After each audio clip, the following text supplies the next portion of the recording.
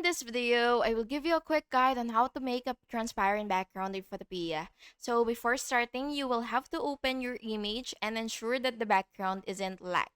And then you will open your image, of course, again, and then you will click open and choose whatever image that you want, and then you will just have to click open. And then after that, what you will have to do is in the layers panel, if the background layer is locked, what you will have to do is double click it and then press OK to unlock. And then what you will have to do next is remove the background automatically. You will go to select. You will go to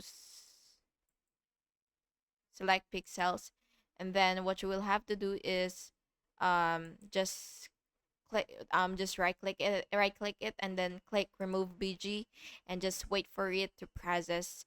And then once it is done processing, it will just show up like this as a transparent um background. So yeah, that's basically it. And if you would want to export the file, you will just have to click file and then you will click export, export as ping, jpg, whatever you prefer. And of course, to ensure that the transparency is checked, you will just have to click ping. And yeah, that's it. Thank you so much for watching, and I really hope this video was helpful for you. And if it was, please make sure to like and subscribe for more videos like this. Thank you and have a good day.